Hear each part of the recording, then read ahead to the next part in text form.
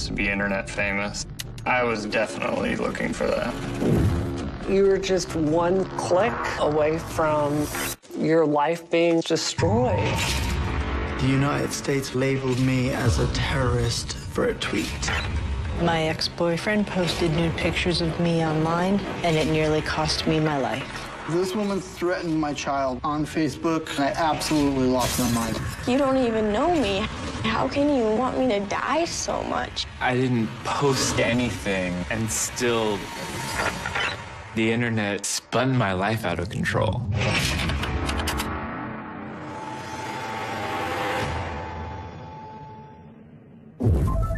I was at work, and I got a notification on my phone. This woman threatened my child with physical harm, and I absolutely lost my mind. I'm Mark, and I'm a restaurant chef who lost his job as a result of a Facebook post.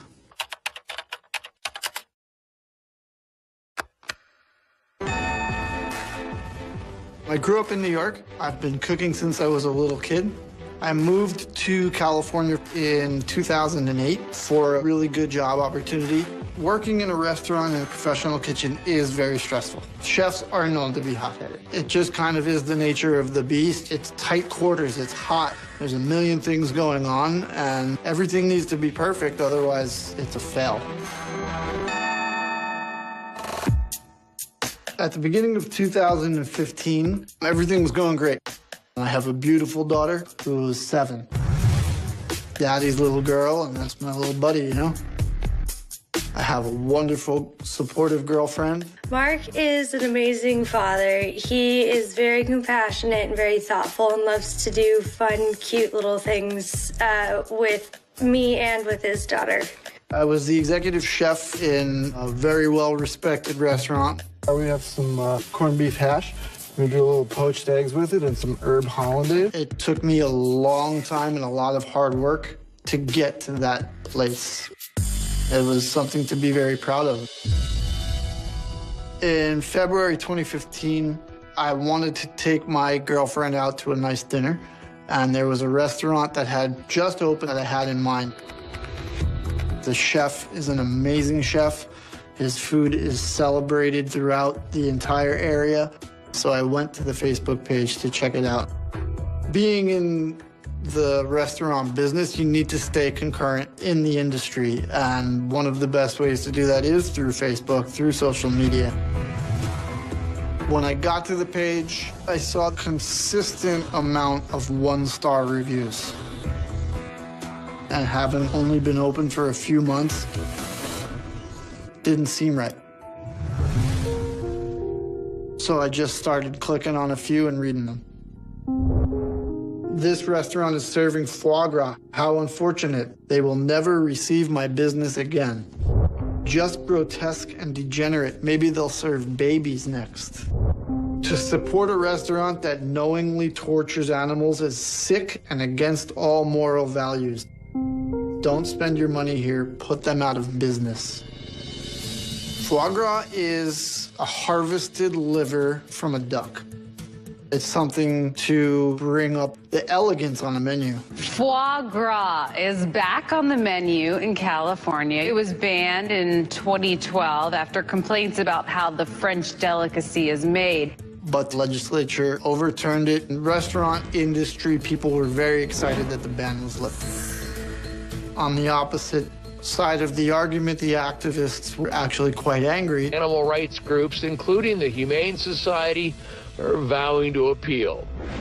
Even though it wasn't my restaurant, I kind of empathized with the chef.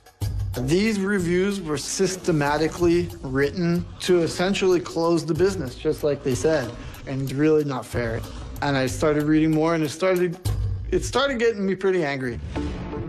I took one step in the door and saw that they served veal and foie gras and left in disgust. Do not eat here.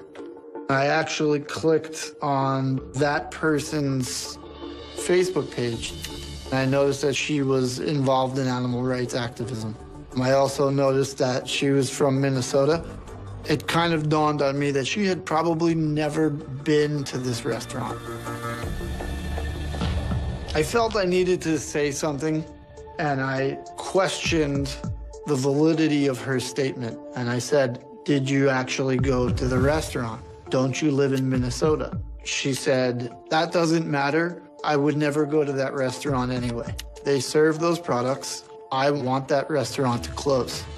I had no problem with what she believed as far as animal rights.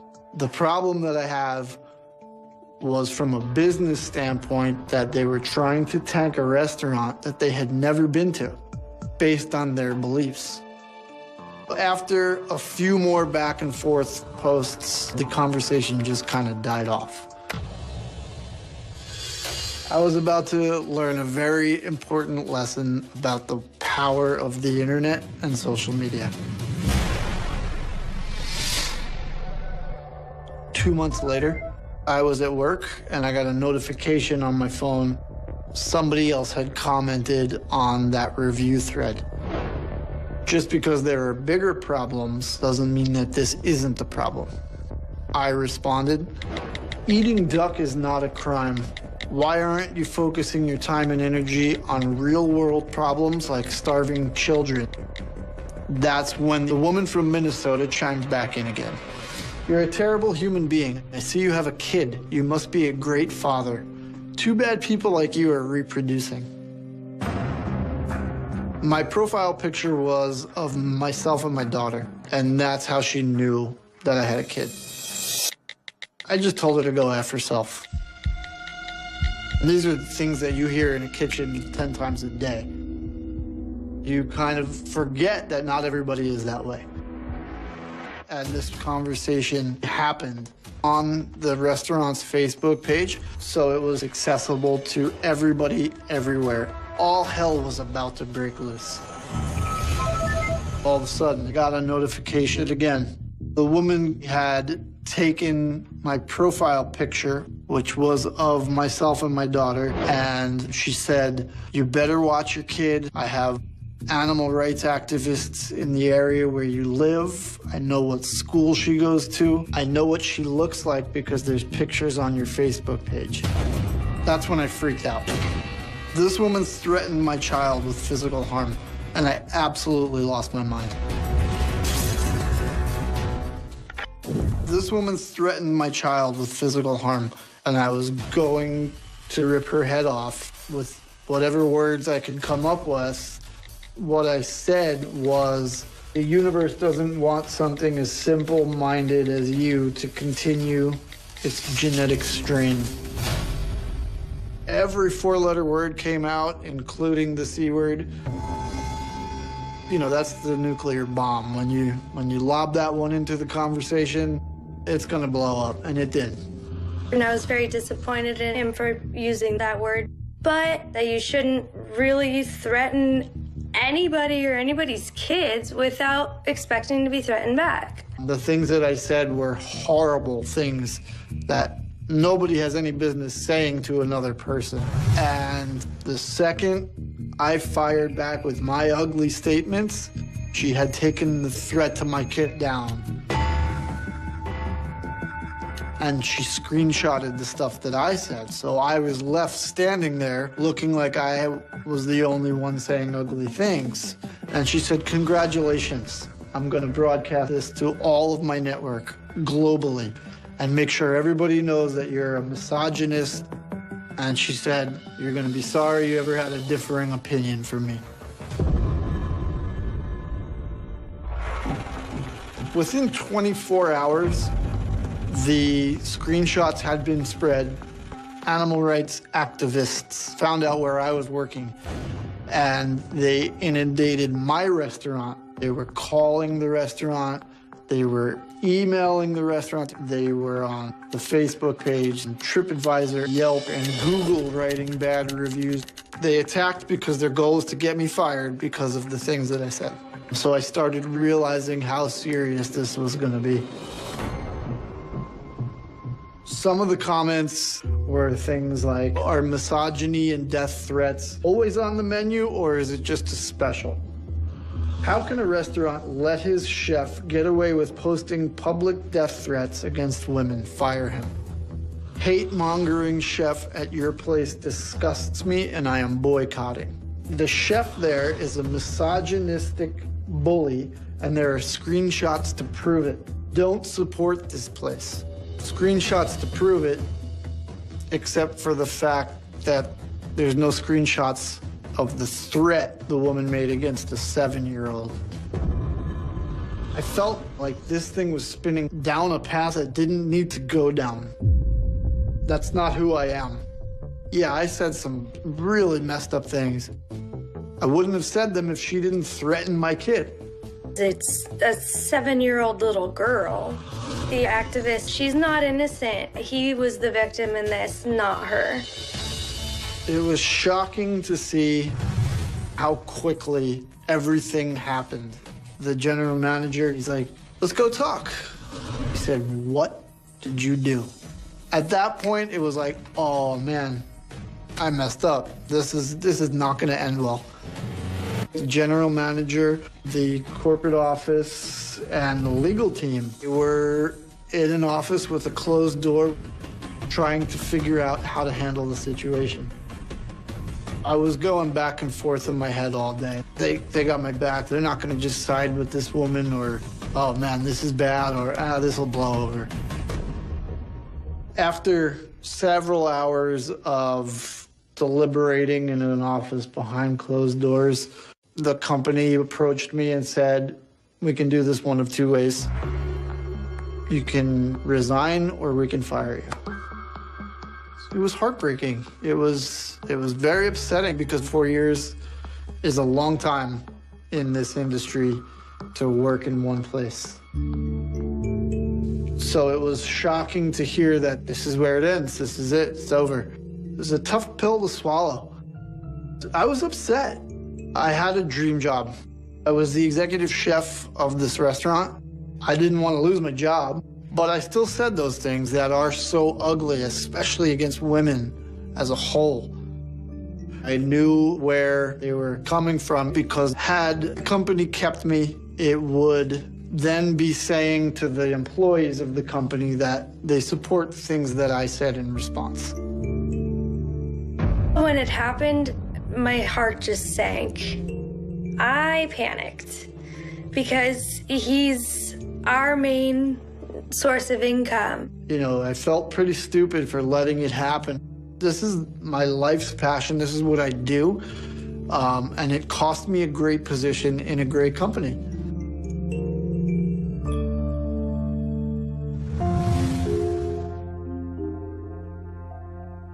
When it came time to looking for that next gig, it was very difficult to find a job. I did a lot of interviewing, but it was not easy.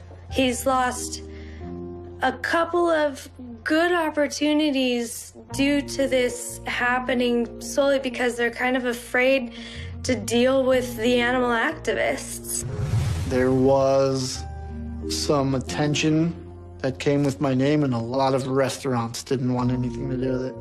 We've had a couple of rough months financially, so it's just kind of been a stressful struggle just to make sure that we have stayed afloat. After being out of work for 4 months, I've managed to put my life back together. From this experience, I've learned that the internet is more powerful than it might seem. Something harmless could turn into something very big and potentially very dangerous. Think it, say it, scream it, but for duck's sake, don't type it. Brianna Wu went into hiding over the weekend.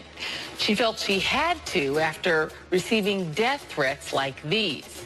Our high priest for the death omen on Brianna Wu's life. We're gonna deal with this vigilante stuff. My name is Brianna, and I'm a game developer. I sent a tweet, and I've received over 180 death threats in the last 13 months. I work in the video game industry, and I was targeted by violent harassment.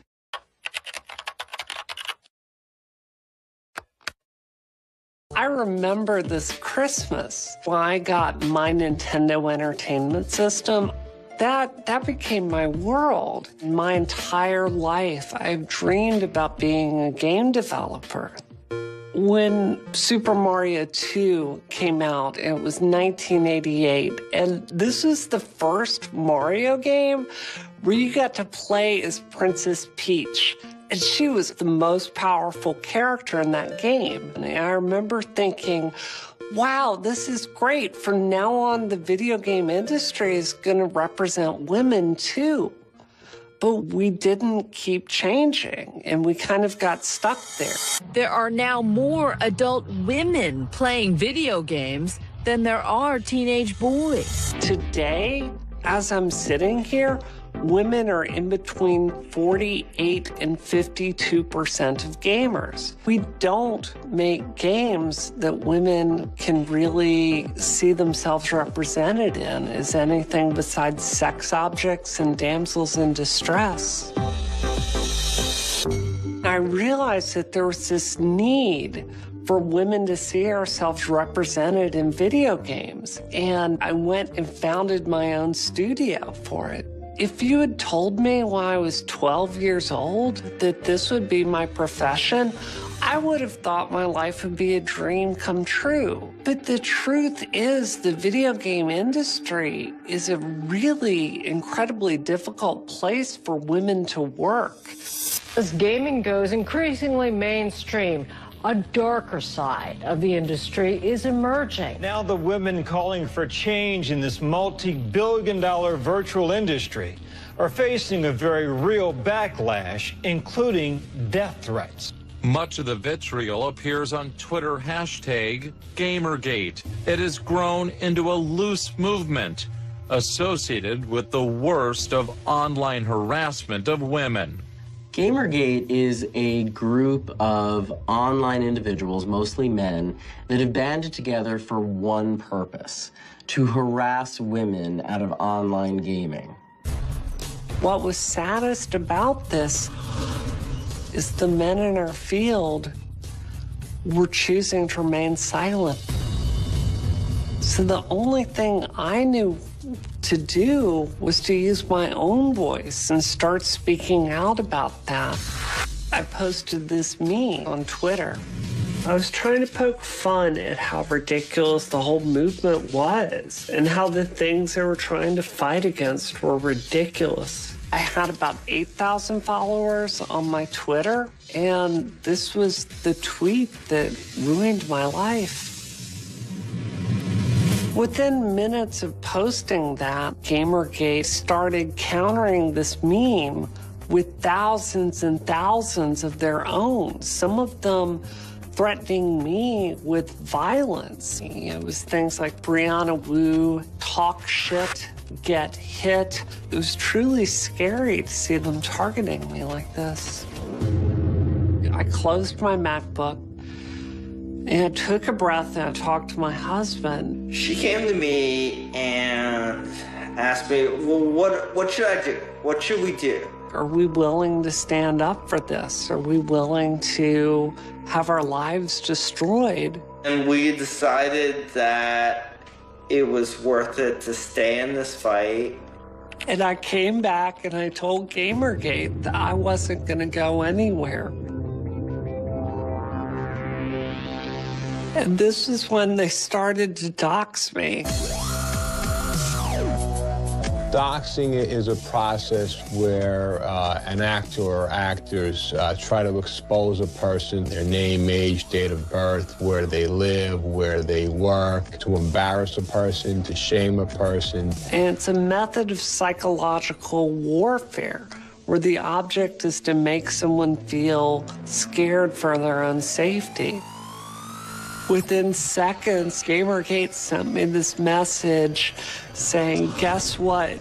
I know where you live. And they said, your dead, mutilated corpse is going to be on the front page of Jezebel tomorrow. If you have children, they're going to die too.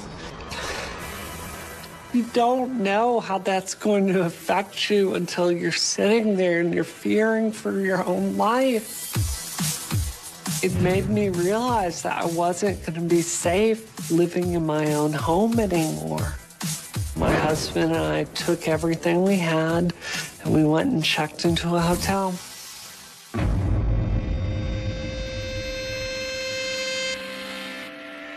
While we were driving to the hotel, I was constantly looking in the rearview mirror to make sure that we weren't followed. It was a really frustrating time because I would have to go to my house during the day to do my job. And then we would leave at night. As soon as the sun went down, we would not feel safe in our own home. I had no idea your life could change this suddenly. And then things got worse. I had no idea your life could change this suddenly. You know, 1 minute I sent a tweet, and 24 hours later, I had to leave my house. I thought that I was going to die. One time I looked at Twitter, and there were 6 specific death threats for me. And we had to call the police and have them meet us at our home. And they came in and swept our entire house, looking for people there to hurt us. And the police's response to me is to simply stay off my electronic devices. The law generally finds itself in a state of catch-up to technology. As a result, law enforcement doesn't always have the tools or the best tools that we need in order to capture the kind of aggressive behavior that has become all too common on the internet. We spent about a week and a half out of our house. And at a certain point, you can't live out of a hotel forever. So we switched over to this system where if the death threats I got that day were particularly terrible, we would leave and go stay at a friend's house. I was living my life where, depending on how many threats I got that day, it would determine where I would sleep at night. I would sit there and check my voice messages, and it was dozens and dozens and dozens of threats. I'm coming to your house right now. I will slit your throat, you stupid little whore. I was also getting video.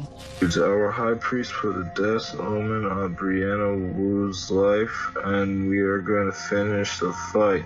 We're gonna deal with this vigilante style. When we go bloodthirsty on these fascists. Gamergate targeted me because I decided to say, we are not going to quit. There was one day at my office, people start calling my phone, alerting me that this terrible man using an alias was threatening very, very specific violence to me. He claimed that he was there with an accomplice with guns in the car, driving to my house to kill me.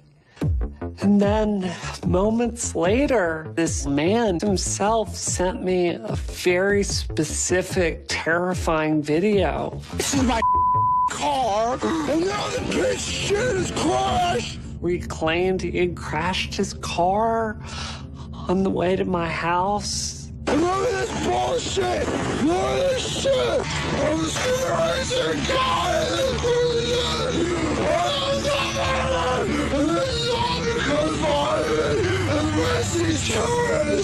He is just screaming like an absolute lunatic. It is the most terrifying thing I've ever seen, where he swears he's gonna deliver justice to me in his own hands. It made me feel so helpless. One of the hardest things about being targeted with this kind of harassment is you constantly worry that people around you are targeting you. We worry all the time about people following us. We worry about strange cars parking on our street. Every single time someone comes up to me, I have to push past this fear that it's Gamergate, this coming to hurt me. You don't come back from something like this. You just change. And I'm not the same person I was a year ago. And I realized if I didn't speak up and bring this to the larger media's attention, nothing was going to be done. And they were going to murder me and my husband. They attacked you personally. They did. The goal was simple. It was to personally destroy the woman that was critiquing them. There have been no prosecutions. Not one person to even be brought to a court to answer these charges. I don't really ever feel safe anymore. But I don't think it's always going to be like this. People like Brianna are increasingly turning to the possibility of new federal laws because the internet is not bounded by state borders. We need federal legislation for victims of cyber harassment. Right now, the FBI does have one very strong lead that they're investigating. This would be the first case brought against someone in Gamergate that has been violently threatening to kill women. Because of the internet, my life as I knew it was over. But if I could go back in time, I would absolutely do this again.